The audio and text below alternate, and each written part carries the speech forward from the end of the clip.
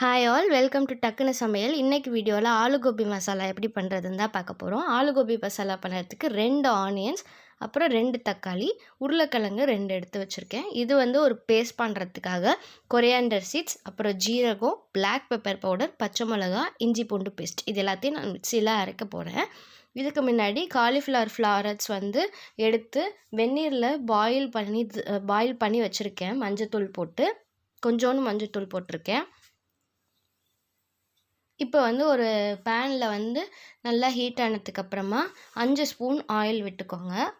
இப்போ தான் நீங்கள் டக்குனு சமையலை ஃபஸ்ட் டைம் பார்க்குறீங்கன்னா சப்ஸ்கிரைப் பண்ணி பக்கத்தில் இருக்கிற பெல் ஐக்கான் ப்ரெஸ் பண்ணுங்கள். வீடியோ ஸ்கிப் பண்ணாமல் பாருங்கள். வீடியோவை லைக் பண்ணுங்கள். நிறைய பேருக்கு ஷேர் பண்ணுங்கள்.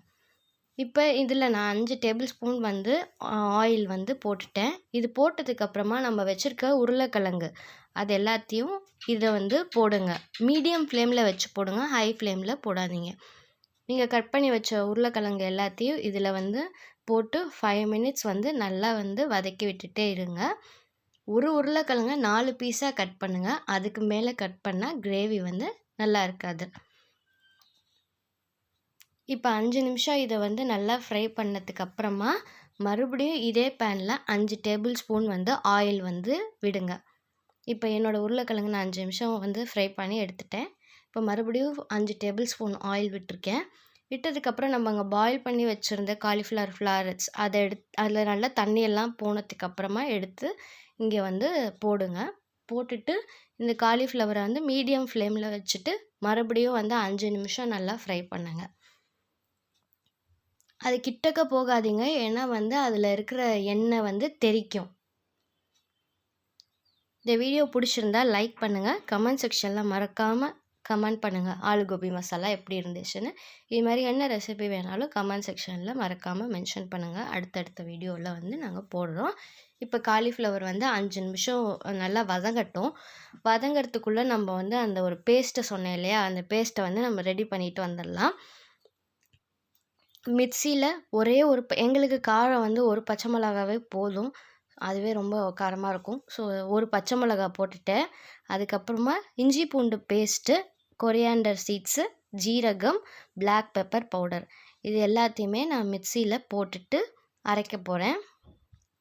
இது கொஞ்சம் அரைச்சிட்டு மறுபடியும் என்ன பண்ணுங்க அப்படின்னா, வெங்காயம் நான் வந்து 3 பேருக்கு தான் இந்த கிரேவின்றதுனால அரை வெங்காயம் தான் போட்டேன். இந்த வெங்காயத்தையும் சேர்த்து அந்த மிக்சியில் கிரைண்ட் பண்ணிக்கோங்க. இப்போ அந்த வெங்காயத்தையும் போட்டு நான் வந்து மிக்சியில் அந்த பேஸ்ட் ரெடி பண்ணிட்டேன். இதுக்கப்புறம் மறுபடியும் வந்து அந்த பேனில் வந்து ஆயில் வந்து ஒரு 4 டேபிள் ஸ்பூன் வந்து ஊற்றுங்க.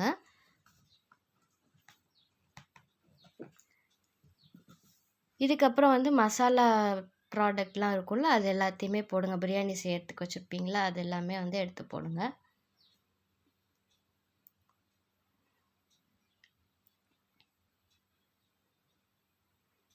இப்போ இது எல்லாத்தையுமே போட்டதுக்கு அப்புறமா ஆனியன் வந்து நான் கட் பண்ணி வச்சுருந்தேன், அந்த ஆனியனையும் வந்து இதில் போடுங்க. ஆனியன் போட்டுட்டு நல்லா ஃப்ரை பண்ணுங்கள். நல்லா ஆனியன் கோல்டன் ப்ரௌன் ஆகிற வரைக்கும் வதக்கி விட்டுட்டே இருங்க. இப்போ இது கோல்டன் ப்ரௌன் ஆயிடுச்சு. அதனால் வந்து நம்ம வச்சுருந்த 2 தக்காளியையும் இதில் வந்து போட்டு நல்லா மறுபடியும் வதக்குறோம். தக்காளி வெங்காயமும் நல்லா வதங்கட்டும். இந்த ரெசிபியை கண்டிப்பாக வீட்டில் ட்ரை பண்ணி பாருங்கள். ரொம்பவே சூப்பராக இருந்துச்சு. நான் வீடியோக்காக சொல்லலை, ரொம்பவே டேஸ்ட்டாக இருந்துச்சு இது.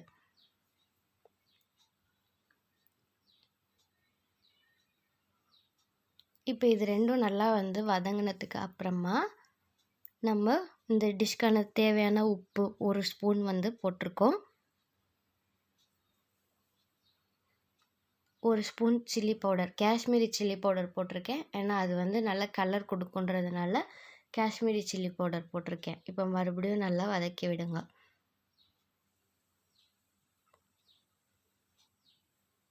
ஒரு ஸ்பூன் கரம் மசாலா போடுங்க.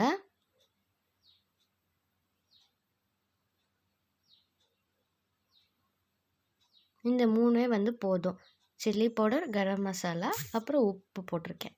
வேறு எதுவும் நான் போடலை. இதுவே ரொம்ப அருமையான டேஸ்ட்டாக இருக்கும்.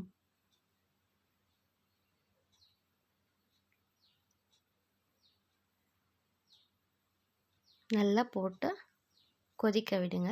கொதிச்சதுக்கு அப்புறமா நம்ம அங்கே கிரைண்ட் பண்ணி வச்சுருந்த அந்த பேஸ்ட்டை எடுத்துகிட்டு வந்து இங்கே போட்டு மறுபடியும் நல்லா வந்து வதக்கி விடுங்க. மீடியம் ஃப்ளேமில் வச்சுட்டு 1 நிமிஷம் மட்டும் வதக்குங்க. ஏன்னா அதுக்கப்புறமா அது வந்து ரொம்ப இது பண்ணிங்கன்னா அது காந்தி போயிடும். இது எண்ணெய் பிரியிற வரைக்கும் வதக்கி விடுங்க. இப்போ நம்ம அங்கே வந்து நம்ம தனியாக எண்ணெயில் போட்டு ஃப்ரை பண்ணி வச்சுருந்தோம்ல, அந்த காலிஃப்ளவரும் உருளைக்கிழங்கையும் எடுத்து இதில் போட்டுட்டு அந்த மசாலாவோட நல்லா கோட் ஆகிற மாதிரி வதக்கி விடுங்க. இப்போ நம்ம நல்லா வந்து வதக்கி விட்டுட்டோம். இதுக்கப்புறமா இந்த குருமாக்கு தேவையான அளவு தண்ணி ஊற்றுங்க. 2 டம்ளர் மட்டும் ஊற்றுங்க, அதுவே போதும். 2 டம்ளர் தண்ணி ஊற்றிட்டு அதை வந்து நீங்கள் வந்து மூடி வச்சுருங்க. அது பாட்டு கொதிச்சுக்கிட்டே இருக்கும். ஒரு 5 நிமிஷம் கொதிச்சிருச்சு அப்படின்னா அந்த காலிஃப்ளவரும் உருளைக்கிழங்கும் வெந்துடும். இப்போ இந்த டிஷ்ஷுக்காக நான் 2 டம்ளர் தண்ணி ஊற்றிருக்கேன். அவ்வளோதான். இது கொதிச்சிருச்சு அப்படின்னா நம்ம காலிஃப்ளவர் குருமா ரெடி ஆகிடும். இப்போ தான் டக்குன்னு சமையலை ஃபஸ்ட் டைம் பார்க்குறீங்கன்னா சப்ஸ்கிரைப் பண்ணி பக்கத்தில் இருக்கிற பெல் ஐக்கான் ப்ரெஸ் பண்ணுங்கள். தேங்க்ஸ் ஃபார் வாட்சிங் மை வீடியோ.